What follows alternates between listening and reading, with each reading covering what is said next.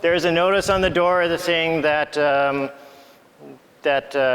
you agree that you or your voice will be videotaped. So just so you know. Because that almost never is an issue, but once in a while somebody says, I didn't know that, you know. Okay, this is gonna take about 45 minutes. I haven't timed it, which is why I'm starting a stopwatch now. And hopefully I will be on time, but I have like so much content I want to say, so share, and I do tend to ramble. I'm also, I want to post this on YouTube for future reference for other artists that said that they'd like to see it but couldn't come. And other than the stuff about the Thompson Nicola Regional District Film Commission and Mastermind Studios, which is kind of specific to this area, I think pretty much everything that I want to share is not, you know, Kamloops specific. All right, all the creative work I've ever been paid money to do, how I got these jobs and what I learned. Let's just go to the next slide. Okay, my first slide is a solo, solo exhibition I had at Arnica last year before I became the president. And I won't talk too much about it, just that I do have like a traditional studio practice and it's very important to me. And that kind of goes into my first disclaimer. Disclaimer 1, in discussion of pursuing art commissions, I do not suggest that it's a substitute for personal studio practice, though some artists may choose that eventually. My studio work is very important to me. My experience in producing commissions or working as a fabricator has helped my personal development immensely. Next. Disclaimer 2, I can only speak from my own experience of what's worked for me and what hasn't. Pursuing commissions in conjunction with the studio practice and a mix of regular jobs may not work for everyone. Every artist inevitably finds this path that works for their unique situation. And disclaimer 3, opportunities vary immensely from city to city and region to region. The focus of my presentation is not how to get any specific job, i.e. dinosaur fossil restorer, but how artists can cultivate opportunities in whatever region they're living and working. A lot of people, their very first commission is drawing somebody's relative or somebody's pet. And there's nothing wrong with that because it's, assuming that you draw and paint, it's a great way to start out because your network tends to be small when you're a student or you're an emerging artist, and you are working with people who already know you and trust you, and you get a photo, and then this is not the photo that wasn't the photo that I used for this. I got 2 photos, but I can't find the other one. Anyway, and then you draw it, and you use nice paper, and you figure out how much you're going to charge that person. So in this case, oh, can you go back? That's okay. No worry. In this case, I kind of tried to find a happy balance between the lowest that I figured I could charge for the Kamloops market, and still make okay amount of money. So if you charge $150, I don't think that anybody should do a commission for under 100. That's a great way to start off. So 6 hours equals $25 an hour. Okay. Sorry, this is a lot of reading. You're an entrepreneur. You own your own business. You're solely responsible for product development, delivery, marketing, and accounting. Fortunately, your overhead is low. You can claim your cell phone, gas, home studio, rent, utilities, internet connection. So this is the stuff that artists hate to do, and the artists that hate to do this kind of stuff don't tend to be as successful as artists that are more business-minded and may have less talent, but they have that kind of that natural ability to deal with this kind of thing. But if you want to do a lot of commissions, you sort of have to use that other, the left side of your brain to do the business stuff.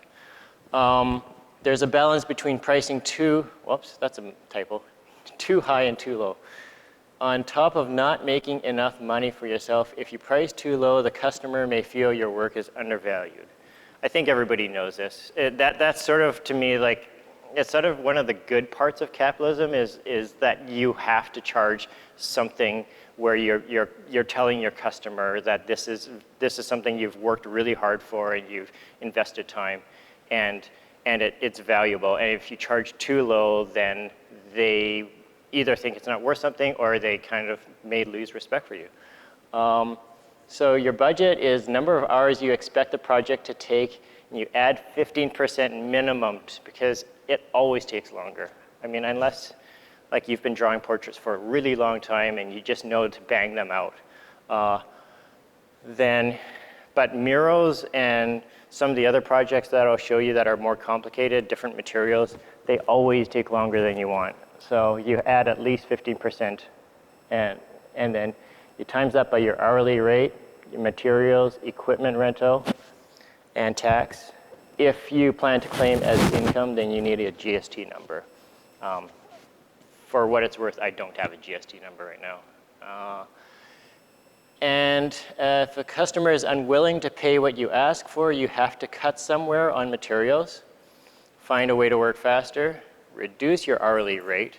So instead of working for $25 an hour, will you accept working for $20 or $15 an hour? Or you walk away and say, I can't do this project. It's, and sometimes you have to do that. Always have business cards and sketchbook handy. You might have to throw a quick sketch together when you're talking to somebody. Strongly consider having a website. Instagram and Flickr are okay if you can't afford your own site. Last year I was using something called Cargo Collective. It's like Wix, where you have like this kind of customizable template and you can essentially use their tools to design your own site for next to nothing. So I don't think that, for students that are kind of moving out of school, I don't think that it's unaffordable to have your own website.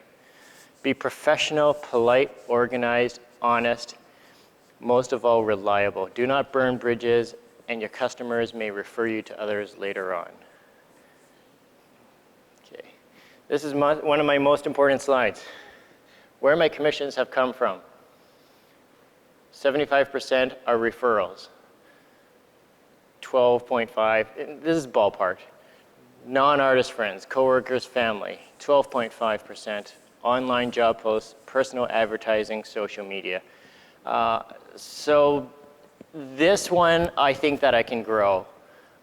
This one is sort of like this dead space that doesn't go anywhere. That one, when you build up what my friend calls social capital, credibility within your community, people know what you do, and because you've produced good projects or they've seen your exhibitions and they know that you're a reliable person, that will grow by itself, but this one is something that you have to actively work on, okay? This is one of the best books I've ever read on how to build your career, The Artist's Guide. It doesn't talk a lot about commissions. It talks a little bit about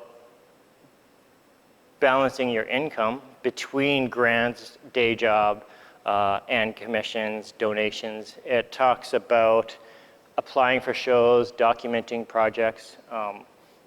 This cost me $20. I think it's a great book. Okay?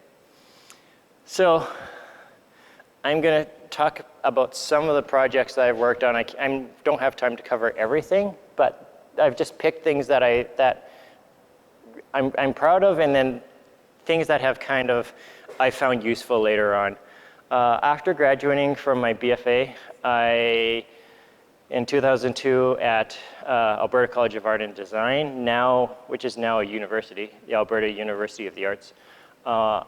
Some of the other grads were working at a place called Canada Fossils, which is a private fossil restorer. And they buy American dinosaur skeletons and restore them and sell them to museums. So there I learned to paint dinosaur bones.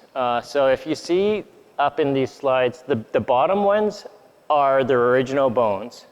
And then the top two in each of those slides are replicas. So they're this cast resin that's kind of the same color as like one of these yellow chairs here. And so like I learned their technique of basically doing like a base coat and scumbling and doing these translucent layers of color to like replicate all the texture, and it was like a really useful skill, and I did that full time for 7 months. And at the end of this, I'm going to show you a mural that I recently did on the North Shore where I'm still using those techniques. Okay. In 2005, again, this is just from knowing other artists. I met an artist at a party and worked with him. And then he got me this job doing a mural for the Jaguar dealership of Calgary. So it's my first mural, commissioned mural. And I wore a nice blazer, and I brought a portfolio with me and a business card. And because I didn't know that I had to do those things, but I figured they were good things to do. And the owner of the manager showed me this wall in their used lot, the certified pre-owned center, and they wanted to draw attraction to that area because all the cars look brand new, so they wanted to make sure people knew. And you can see this wall from the highway. So he had happened to have the design really kind of worked out in his head, but sometimes you have to go through a process of working with a client. And they just wanted the Jaguar logo with this wording. So I took a brochure home with the logo, and I drew the logo in pencil crayon on just black paper. And I scanned it into Photoshop, and I built that image, and I dropped that onto the wall of where this project would go, and I showed him that. And I think that's the way to always go with these things is you tell them exactly what you are thinking, you show them exactly what you have, and then they can see it and say, I like this or I don't like this. So I can't emphasize enough how useful Photoshop has been to me for both my studio practice and for doing projects for people. Next. And so I basically delivered exactly what I presented. It happened to be that these bricks were exactly 1 foot by 1 foot, well, 1 foot by 2 feet actually.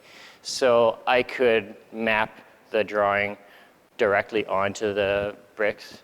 And the budget was $2,400 for basically 1 weekend plus like all the design work.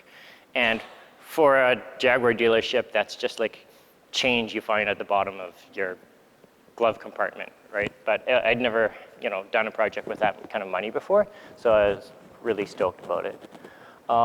And you document every part of the process. So this is 2005, before cell phones and everything. So it's all documented on 35 mil, and it's just great to have that reference, not only for giving lectures, but also just so that you can show future clients. So there's the budget, and it ended up being like a little bit more, like fees is your labor. It ended up taking a few more hours than I anticipated, so that's where I started building in that 15%. And I charged GST for that one, and I claimed it that year. Next.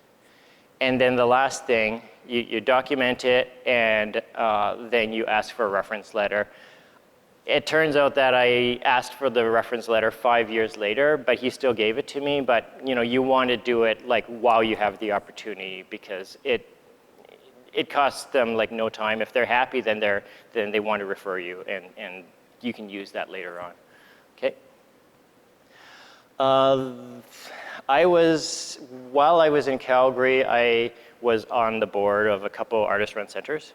So like this isn't not all about making money. This is also being just generally involved in your community, which is why I'm the president of Arnica right now. So I was on the board at the Quick Draw Animation Society, which is an artist-run center dedicated to traditional and experimental animation. And then they were contacted by the Alberta Ballet because they wanted to hire an animator to make promotional flipbooks. And one of the staff there sent me an email, and I was in Montreal at the time. So talked to them and about what they wanted. And I could have done this all probably on paper, but I wanted it to really look, have really realistic movement. So I talked to my friend Malcolm, who's a successful animator, and he said, well, you can download royalty-free software. So there's like sites where you can download just like royalty-free images, or like Shutterstock is, but if you like steal the thumbnail, it's okay. But so you can download copyright-free video, and it's super grainy and it has a logo across it, but that doesn't matter because you're just, for this, you're just tracing over it frame by frame. And I got a copy of Toon Boom Studio, which I'd never used before. It's rotoscope animation software, and figured it out. And drew ballet dancers for 2 weeks. And in conversation with a teacher from the ballet company, because he wanted to make sure like the hands and the feet were pointed exactly the correct way. He was like really anal about that, which I appreciated, like the dedication. So this is a commission that I did when I was in Montreal for a French TV show in Paris, in France.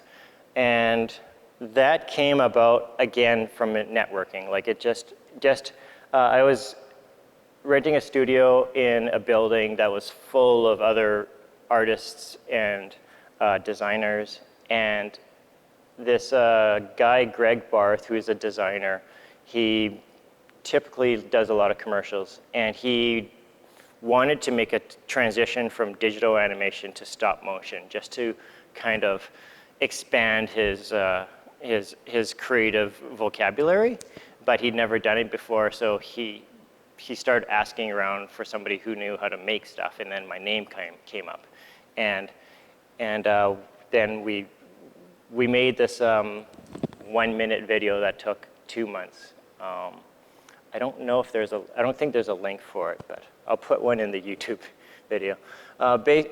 It's an intro for a stop motion and digital animation 45-second video that shows that this French talk show had a platform on the web, on print, and TV. Next. And then I actually worked for this guy, Greg, for, well, 3 or 4 years while I was out there. And I was usually paid in cash, and sometimes the hours are long. And that's sort of the drawback to some of this work, is like you got work sometimes, and sometimes you don't have work, so you have to sometimes find a lot of part-time work to fill the gaps. But I wouldn't trade it for working in retail. So this was a TV commercial for the Quebec government. It was about, the program is called Wix, and it was a kind of like the participation commercials that anybody remembers here from the 80s, encouraging kids to play sports and be active. Really complicated, so really complicated video. What you see up in the top corner is this kind of rotating backdrop. And again, it's you get asked to do things you've never made before, and you have to figure out how long how long it's gonna take, and how to build it and how much it's gonna cost, which is really, really hard if you've never made one of these before. So It's stressful work sometimes because there's so many people involved. It's kind of like working on a film. So, and here's a video. But yeah, it should be right up here. Oops, back. You're back one slide. Okay, if you go up here, Janet, yeah.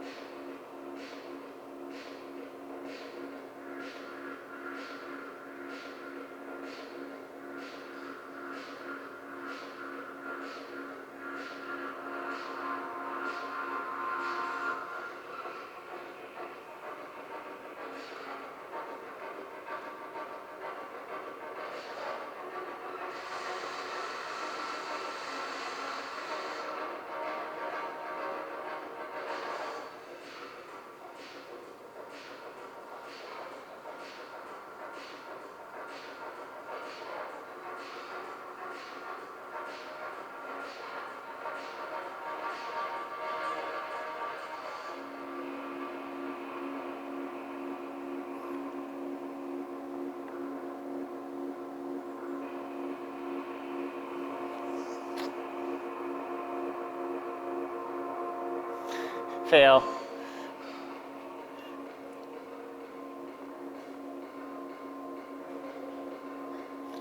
Okay.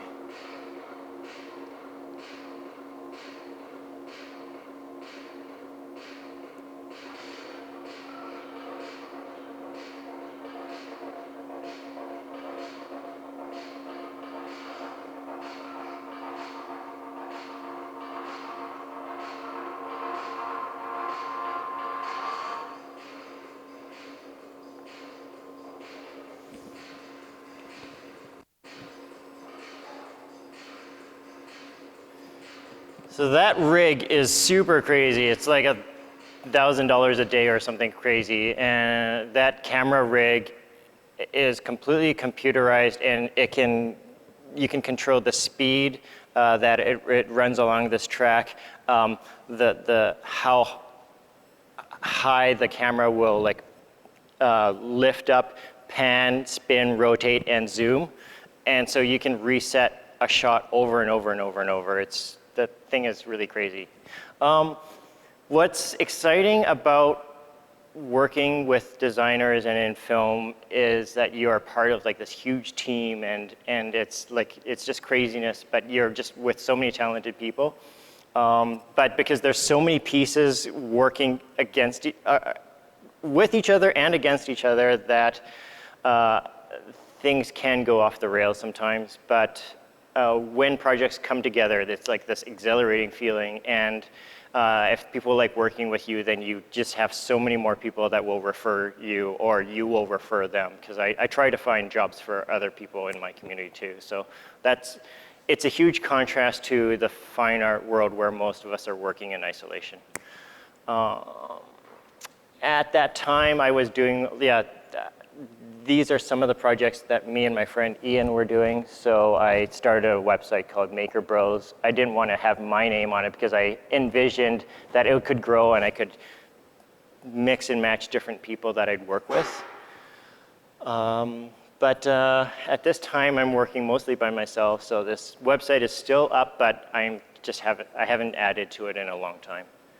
Yeah.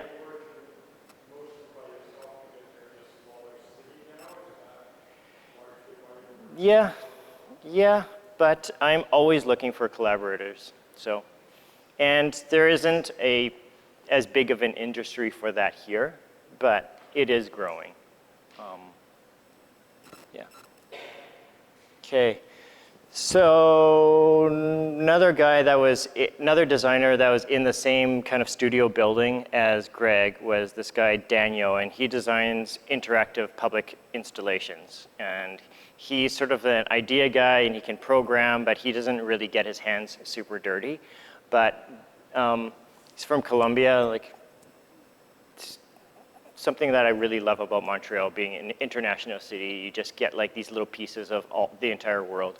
And for this film festival, he proposed to do a public installation that really had nothing to do with film. Back in around 2010-ish, this is Place des Arts, and it sort of used to be this empty lot, but they tiled it all and put in these amazing fountains that are kind of flush with the ground, and they are computer controlled, so they have all these different sequences of how they shoot water up. And on a hot summer day, there's like 1 million families here and kids running around, and some of them are naked. And I spent a lot of time there, and he proposed to have these boxes installed on these fountains that were activated by the water and would make music, which is like a really far out idea. And I'd been working with Greg for a couple years, so I got brought on. And this is like my recreation of the sketch he gave me, because he's not like a drawer, he just, but a lot of times you just need an idea, right? So water comes up, it hits a spinning thing, and then there's a bell. And that's what I had to work with. So what I took photos and measurements of the actual grate of the fountain covers, and there's these holes in it that I decide to use as registration, so that if I put a box on top of any one of them, they'd all be centered. So that's kind of where I started, and I made a couple prototypes, and I got a lot of help from a guy at Home Depot who used to like be an aircraft mechanic. And I just kind of went to Home Depot, and I was wandering around looking lost, and this guy came up to me and in French, and I speak a little bit French, and I explained my idea, and he said, "Oh, I know what you need." So it's just amazing that when you talk to tradespeople, sometimes they'll think your idea is crazy, but they can tell you all the materials that you need to pull off your weird idea, because they've been working in trades and building stuff for years and years. So if you don't know how to build it, somebody does. It's next. So this is like, the first prototype was literally in a 5-gallon pail, and it spun. This is an actual lawnmower wheel. With the rubber ripped off, and then little notches cut into it at an angle with a bandsaw, and then these square flaps of plexiglass epoxied into them, and a steel shaft from like a machinist shop, and the bells are from like a music supply place, and so that was in the original prototype, which was just in a 5-gallon pail, and Daniel, the designer, said, no, that's fine, but it's super ugly. It can't be ugly. I'm like, no, it's like kind of guerrilla. It's kind of DIY. He's like, no, it can't be that. So then I made these boxes out of Baltic birch, and I had to coat them in like layers of Danish oil and lacquer to make sure that they would withstand 2 weeks of like pounding with water, and they actually did. So there should be a video on the next slide. Okay, don't hit it yet. Again, this is like working with a team. So for this project, there's like 8 people. There's the designer, and then there's me, and I would like tasked with designing this thing and testing it and prototyping it, which was completely overwhelming. So I actually farmed off some of the work to 2 of my friends.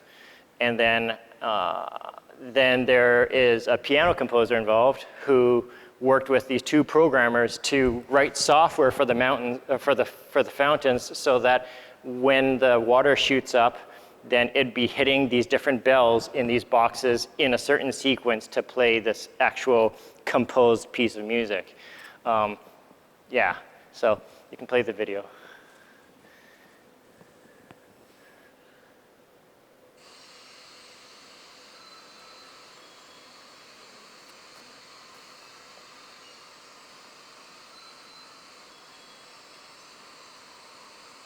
The red light is actually part of the fountain itself. It's set into the ground.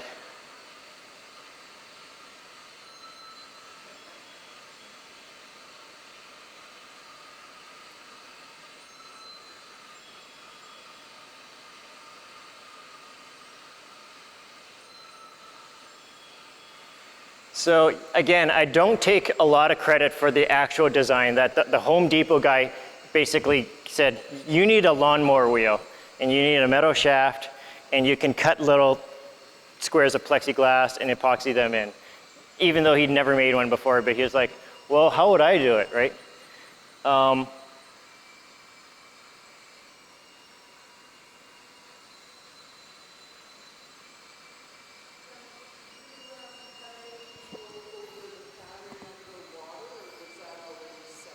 No, they had 2 software guys write the code to make sure that the fountains were shooting up in a certain pattern, because each of the boxes has a different bell in it with a different note, so that they could control that to follow this composition.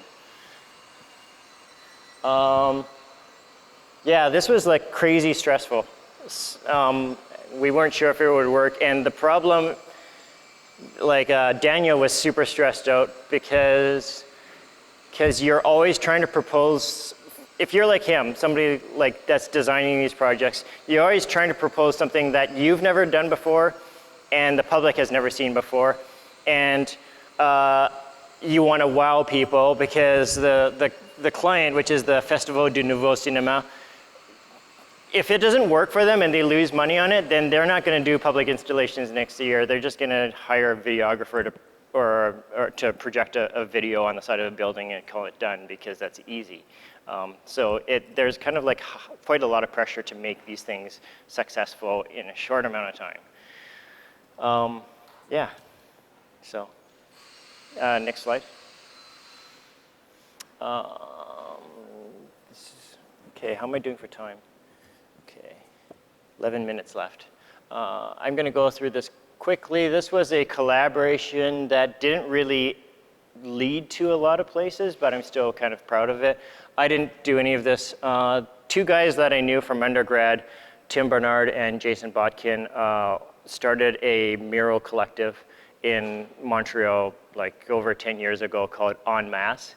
And at some point, they'd worked with 200 some artists, graffiti artists, cartoonists, video game designers, animators, fine artists, and they designed like these huge murals that are in cities all over the world now, where you have a few people that will draw these big characters, and then the rest of the group come in and fill it with patterns. And they have like this really nice formula where they use a mixture of India ink and black acrylic, because black acrylic doesn't really run very, it doesn't really flow. So they mix India ink into it, but just like kind of like a half and half, so it doesn't like run right down the wall, but it's like got it really punchy, deep blacks. And so no matter which artist that they bring on, since it's all black and white and gray, it all kind of unifies and it looks really, really captivating. And I worked with them for a couple projects. Next. So I proposed to them to do something different, which is instead of working on a wall to work on a sculpture.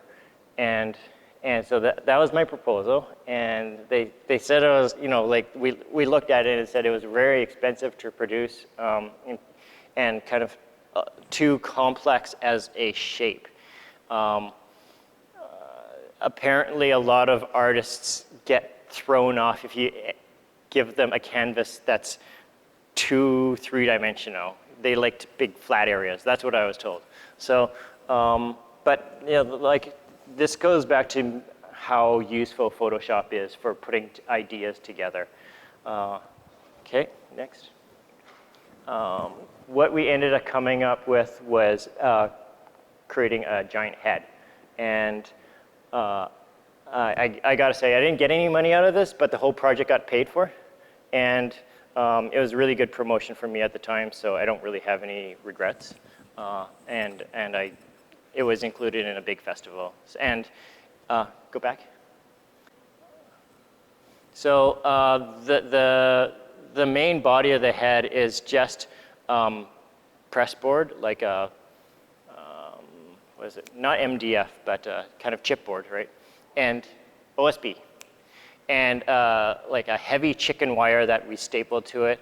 And there's 3 of us who had never made anything like exactly like this before, but I think because we all went to art school, we had bits and pieces of information that as we worked through it, we could make this thing kind of come together. And at this point here, we're applying burlap and plaster. So, and then a few coats of paint. And then, next slide. And that's what it looked like at the end. And that amazingly cost just under $500 and 4 days to throw together, which blew my mind. Like what's kind of possible if you have a great idea and you work through it with like-minded people. And that's what it looked like after the artists painted on it. And this was shown at a art festival on top of the mountain. Anybody who knows Montreal knows that there's kind of like this big hill in the middle that they call the mountain. And I kind of liked it before they painted it, but that wasn't really the point. You don't really see the features of the face as much. Okay. Skipping forward. Last month, I was on a film crew. So this is bringing it back to Kamloops. I'm trying to always find what opportunities are available in the region that I'm in. And I've been kind of waiting for the right opportunity to work with Mastermind Studios. Anybody who doesn't know Mastermind Studios, they are on the Laval Crescent, and they are trying to grow the film industry here. They do short video productions, they do drone photography, they do advertising, commercials. Between them and Joy Factory, they're the only video film producers in Kamloops. They've been giving like these super affordable workshops on how to get into the industry, and which are like priced at probably 25% of what they would be if you were to take the same courses in Vancouver, because they're trying to cultivate the crew. One of the 2 things that are holding back the industry from growing here is there's not enough locally trained crew and there's not enough local equipment. So equipment, that will happen when the demand is there, but crew is something that you have to like generate over time. So I took a couple workshops, and then I got my name onto my resume from, like all that stuff that I just showed you. I submitted my resume to the TNRD Film Commission, and then I got asked to do this, to be a set decorator on this indie production, which was really, really low budget. And this is kind of comes back to, you weigh, is this worth it for me? It's partly for exposure, but it's partly for the experience of working with a professional film crew, just on a low budget. And so this was in Westwold, BC, which is on the way to Vernon. 2.5 weeks, $900, between 12 to 16 hours a day. They feed you really good. Like, no matter what film crew you're ever on, even if you don't get paid very well, there's always food, because food keeps people happy. And they paid for gas. But it was worth it for me to experience the workflow, because if you've never ever been on a film crew and you walk on, you could have a lot of skills in doing something, but you'll just be lost, because there's all this terminology and that you might not know, like what's a window and what's the abbey and what's a hot brick, and understanding the chain of command, where you fit in it, and the workflow of how they set up a shot, kind of hammer through it until they get the shot that they want, tear it down while other people are preparing for the next shot. And it's this constantly evolving beast. It's organized chaos completely. And it's fun, but it's not easy for somebody with children, because the days are so long. Next.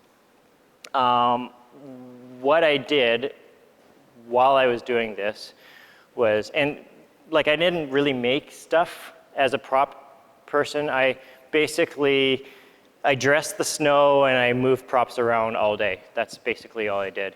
But at one point I was sketching, and the director asked me if I would make a missing poster, because one of the characters in the film gets kidnapped by one of the other characters. And so I took a photo of the actor, and I made this missing poster, and I said, and he wanted to know how much I would charge for it. I said, I'll give it to you free if you just promise me that you try to find me storyboarding work. And he said yes. So that was only last month, and so I think that it's gonna come, in its own time, because it wasn't really worth it for me to, like, I know he's on a low budget, and so you kind of try to play that balance. For people who do want to work in film, and it's not gonna be like ever full time probably, but projects do come up here when people want to film in a place like Kamloops with our kind of landscape. The Van Helsing TV show is coming up here. There's a documentary I'm going to be working on at the end of this month. There are, I think Twilight was here, Battlestar Galactica, obviously Power Rangers. So if you submit your resume to the TNRD Film Commission, even if you've never worked on a film, you just say, these are the skills I have. People will train you, and you can take workshops at Mastermind Studios, because the producers of these TV shows and movies have an incentive to use local talent and crew so that they don't have to pay for your hotel room. So that's what it comes down to, and they don't have to deal with shipping you, moving you around, getting you a ride in it. So. For people who want to have that experience, I really recommend it. And for bigger productions, you do get paid really well. You get like overtime after something like 10 hours or something like that, and it's actually a lot of fun. So there's Mastermind Studios on Laval Crescent, and I recommend checking them out. Okay. I'm at 45 minutes now. Does anybody need to go? Yes? What would you say to somebody in, say, grade 10 who's thinking about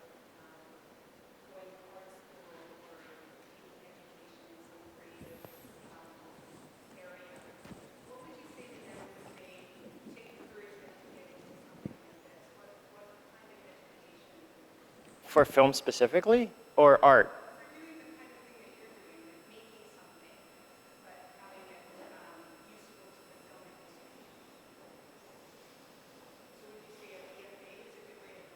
It's one way. Sorry. That's my timer. Some of the people that the crew that I worked with went to the Vancouver Film School, and that's really more for people who want to be directors, camera operators, like the people that are sort of at the higher end of the top of that kind of food chain. They have more specialized skills, skills that take a lot more intense training. If you just want to learn to do lighting, if you want to do props or costumes, I think that there's opportunities to learn on the job. I think a BFA like this is a great place to learn a diverse set of global skills, because when I was doing my BFA, I tried to take classes in every single discipline, and that's helped me out. So this has been only my experience. Some people want to specialize, but I prefer, like I love to draw, but I really like generalizing. So it's helped me out because then I've been able to do projects in different media. I hope that answers your question. I think there's nothing, yeah, I think this is a good program because you can branch out in many different directions after this. Okay, so I'm gonna wrap this up really fast. This is a mural I just did on the North Shore at a new coffee shop called Mustache and Go. Anybody been to it yet? One person. Okay, you should check it out. Support local business. What I wanna say when you get asked to do a project is you start off by collecting, you know, a lot of reference material. So I download a lot of reference material. The idea was to make a mural that had plants and animals that reflected the local region. More reference material. And then I made these drawings of some of the plants from this area and had to do a little bit of Wikipedia research to make sure that they actually grow here and that I wasn't misidentifying them. And then this is a Photoshop compilation where I took the drawings and then scaled them and moved them around so that I could put them onto one composition. So again, like there's so many uses for that, because if you try to do this all analog with like paper and photocopiers, like it's just like a slow process. And then I printed it out at full scale. So that's like a bunch of 8.5 by 11 sheets taped together. And then you can't really see it here, but there's this sheet of translucent plastic that I got from Staples because I wanted to make this image into a stencil that I could repeat because the client wanted it to turn it into a wallpaper design. So I looked around for big plastic sheets, and it ends up that there's like these things that you can get at Staples that are protectors for your desk. And they were like a little damaged, so I got them for $5 each. You can sometimes talk people into giving you a deal because it's damaged. And then I cut that design out. And the first design, Photoshop again, was a bunch of like different size animals. And then for whatever reason, I guess because it's, the scale of those animals is so varied that we ended up just going with grouse and quail and marmots. So that's the final design with this plant pattern, and he wanted it flipped just to make my life harder. So each one is like inverted. And I tried to kind of move them around so that they were sort of asymmetrical. Like you have like a marmot on the both corners kind of holding it down, and then it's sort of balanced but not too balanced, right? And that wall, or the proportions of this image are scaled to the actual physical dimensions of the wall, so that I know that when I go to do it, it's exactly going to be where I want it to be, right? Okay. There should be a video. Sorry, I went over it a little bit. So that's the wall before framing. That's after framing. There's no sound. And just because this part is kind of boring, so I speed it up. I've been house painting for close to 20 years. And house painting is a great skill because you can always pick it up. If you're good at it and you have your own tools and a vehicle, you can always get house painting work. And then that fills those gaps around all your other projects.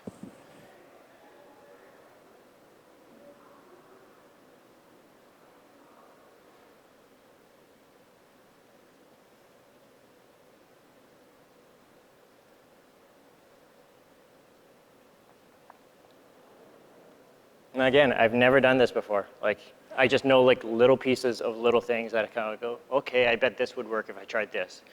I've done animation and I've done silk screening. So that importance of having things properly registered comes into play, and I never thought I'd be applying it to doing graffiti, but it worked for that.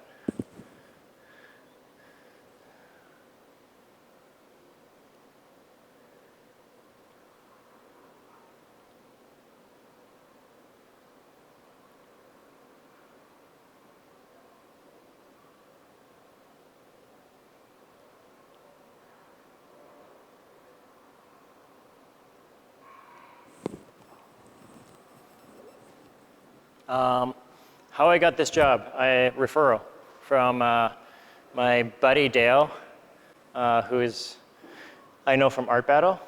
So people who go to Art Battle know him as the guy that paints like these giant abstract squares with way too much paint, and it's like running off the bottom and making a mess, and it's always like this point of humor. But he's also a registered architect. He's the head of the architecture program here.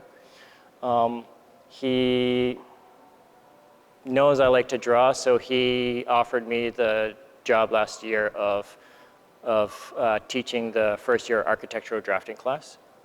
And then he referred me to Mitch Forgy, who owns Redbeard. He just opened up Mustache and Go like 3 weeks ago. So this is really, really new, and it just comes down to knowing people again. What Don was saying about being in a smaller place, I think one of the main advantages of being in a smaller place is you can move up the ladder a lot faster. If you have social capital, talent, and you work hard, then when people refer other people, there's a smaller pool to refer from. And so like getting a project like this in Montreal is probably harder because there's so many artists. So how I ended up doing a lot of prop work in Montreal is because sculpture is a pain in the butt and nobody wants to do it. So I think, but designers, photographers, painters there are a dime a dozen. So the opportunities change from region to region. Skip that, sorry. Summary, your BFA has value that society will appreciate. You have marketable and transferable skills. Next. Opportunities exist for artists to apply their skills in the pursuit of income and other kinds of opportunities, but most of them are hidden. You have to be resourceful and connected to an ever-expanding network to find these opportunities, as well as to create new ones for yourself. That's it. Yeah. Oh, that's a good question. Yeah, I use this product called Broda AG540. And I can send you the link. You get the Kamloops, the home hardware on the reserve to order it from Vancouver. And it is a water-based product, very easy cleanup, non-toxic, and it's formulated specifically for protecting murals. So it's really great to work with. And it's kind of scary because when it goes on, it's super milky, and you're like, oh, I hope this goes clear, but then it goes clear after. Broda AG 450 or 540, I can't remember. But if you look up Broda, you'll find it. It's called an anti-graffiti coating. And 1 gallon is $80. But how do I know about that? Because I know a couple mural artists in Quesnel, and that's what they use. So if you don't know a thing, ask other people. I can't say how much I've benefited from just other people sharing technical advice, and then I try to, as much as I can, to reciprocate back to it. Any other questions? Yes? Yeah.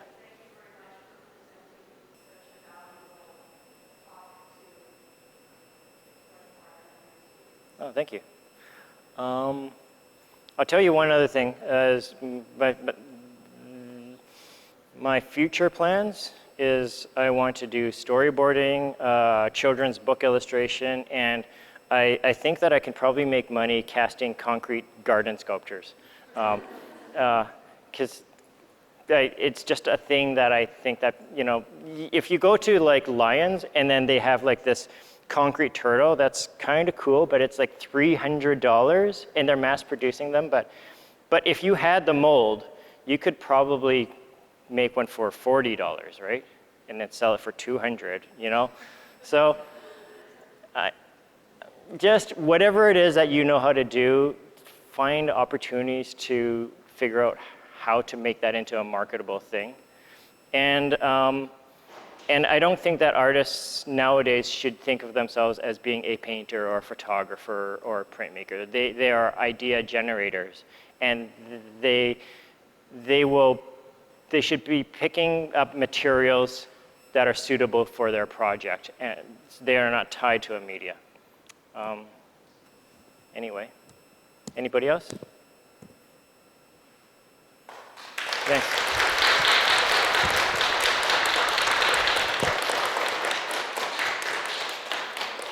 Sorry I went over.